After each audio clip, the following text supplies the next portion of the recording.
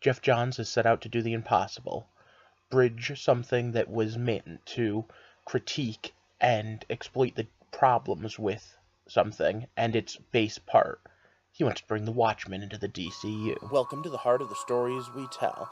My name is Rob, and tonight I will be reviewing Issue 1 of Doomsday Clock. Now, I don't know if I'm going to do this for every issue, but I figured this was one of those stories that was big enough that I would actually do them as they were coming out, the way I do TV series.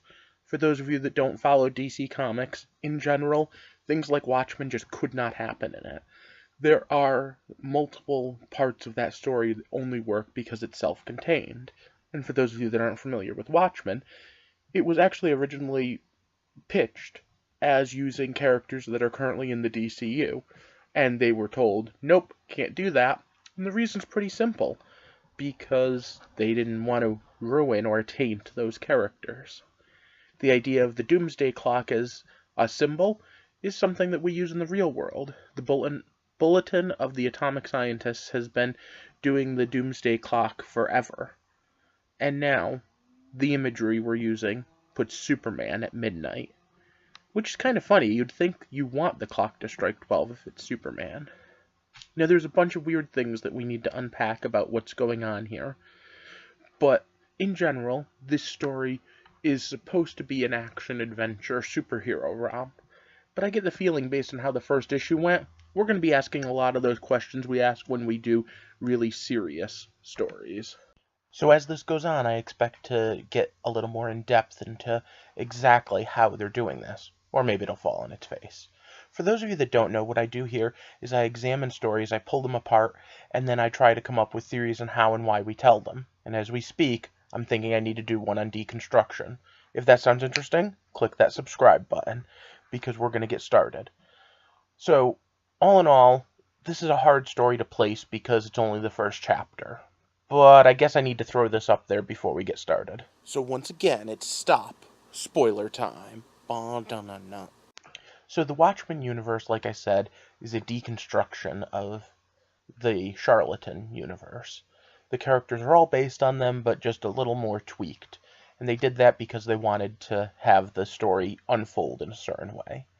DC has recently really messed with its timeline and continuity. First with the Flashpoint Paradox, where when Barry went running back in time, something grabbed a hold of it and went, BAM! Alter reality. And then we had the New 52.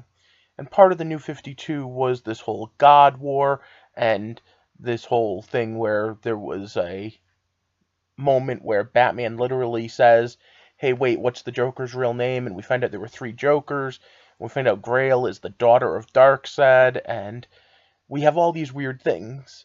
And then this button appears, and those of us that read the story know this is the button from Watchmen. Basically what happened is Flash, somehow through the Speed Force, has merged those 2 realities, but someone else has taken a direct hand, and they've been hinting that it might, just might, be Dr. Manhattan, especially with all the blue energy. There was a crossover called The Button where Flash and Batman were investigating, and they saw alternate realities, including ones that looked like the pre-New 52. Now, I want to pull out here for a minute. Yes, there is a God in the actual DC universe, the presence. But there's also something above that. Specifically, this character and his siblings, the Big Ds. Why are they the Big Ds? Because they are the concepts that drive all of reality. Desire, despair, destiny, dream, death, delirium, and destruction. And basically, they're not just characters in the story, they're over the story. And specifically, I want to talk about the Lucifer comics for a second. Because in Lucifer, he goes away all the way to the other side of nothingness and creates a new universe. Something different than the DC universe. And guess who shows up? Because you can't get away from these things. These things are reality. So, I'm curious to see how they play a part in what Dr. Manhattan's doing and where they've fallen in the power level between them and Dr. Manhattan. But that's just food for thought. So Doomsday Clock picks up where the Button left off and Rebirth left off, which basically is we think that Dr. Manhattan has messed with the DC timeline. But that's not really what we're seeing here. See, Rebirth was all about how the timelines don't match anymore. We lost years, and characters returning along with Origins returning. Then we got this whole crazy story in Superman where the Superman we knew, the one that died in New 52, isn't the real Superman. The Superman from pre-New 52 was. And the timeline just doesn't make sense. And Jeff Johns has been hinting and teasing that it will by the end. Anyone want to place bets? Alright, so this story picks up a couple years after the Watchmen story. But there's a problem. See, at the end of the Watchmen story, Rorschach's dead. Everyone's pretty much in some state of retirement. But we start off with Rorschach. And honestly, this whole episode, this entire book, doesn't seem to pick up with any of the mysteries we've had going. The whole, why are there 3 Jokers? The whole, what did the Morbius chair really show us? Where did the button come from? Is Dr. Manhattan doing anything? No, this is taking more along the lines of a, let's just make everyday thought processes of how the Watchmen would continue 4 or 5 years down the road. Now, there are some surprises and some weird moments, but for the most part, for 90% of this issue, it's just a continuation of Watchmen. And not to fault Jeff Johns at all. I think he's an awesome writer. I love his stuff. He isn't quite as good as Alan Moore at plotting. As such, this comes off very, very weak in that regard. But as the story flows, as it goes forward, I hope that we're going to see more DC and less Watchmen. Get to see how this actually unveils. Very specifically, I want to see Batman doing the investigation into the Joker thing. I want to see why the button's there. I want to know what Manhattan's planning. I mean, you flip through this, and this is me flipping through this, and we get a Rorschach, and we get, oh, look, it's not just Rorschach. It's a black guy under there. Someone remind me in the comment section if they can. Was the psychiatrist that was examining Rorschach in the hospital black? I think he was. Now, finally we get to the end and we have this nightmare sequence of Clark remembering his parents' death. And then waking up and it's him and Lois in bed. And him saying he never has nightmares. I want to know who came up with that concept, Mr. Jeff Johns.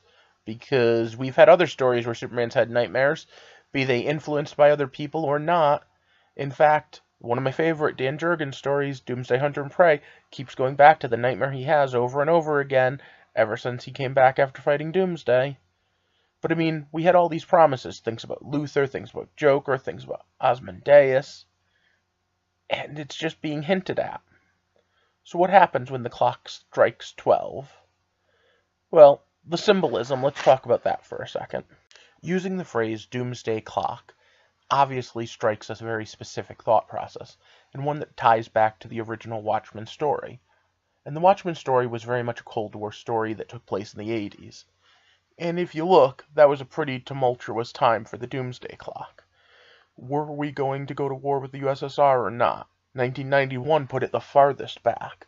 So that's when this really receded. And in the comic, that didn't happen because, well, Ozymandias' plan went off. But look at what's at the 12. It's not a destruction. It's Superman. Obviously, this is going to be partially a Superman story, so we put the super signal on it. But realistically, it didn't have to be at the 12. It could have been in the center, and the 12 just been a line. No, when the Doomsday Clock strikes 12, something's going to happen to Superman, and we've already had a messed up continuity with him. And partially this is to be expected. I mean, we tried to recreate the universe with New 52, and then we tried to retrograde some of the characters, but not others, which is actually a problem that DC has, because it wanted to have its cake and eat it too. When New 52 started, they tried to keep all of Batman continuity. The problem is that with everyone else getting a modified timeline, that didn't work.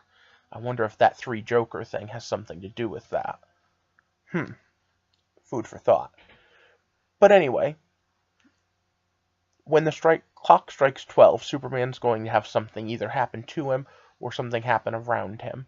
and I wonder if that's going to lead to whatever the next phase of DC is. As you all know, if you've been following me for any time, I'm a big DC fanboy. But after being let down with the button and the fact that no answers were really given, and now having the fact that Mr. Oz has turned out just to be Jor-El, and now this is going on, I wonder, do they have a plan? Is there something going on? I'd love to hear your opinions down in the comment section. Are you trusting Jeff Johns? Do you think this is going to be an awesome story? I'm in it for the long haul, but I'd like to know what you think. But in the meantime, I'm off to start looking into other forms of deconstruction to have my theory video go up on it. For now, if you enjoyed this and want to see more comic book stuff, like and share this video. And of course, if this is your first time here, click that subscribe button and join our community. I'm all about trying to talk about the hows and the whys of storytelling. What we tell for stories, why we do, and I think that this one might just be an interesting case study for us. So let me know down in the comments what you think, and then I will see you next time as we walk through the heart of the stories we tell.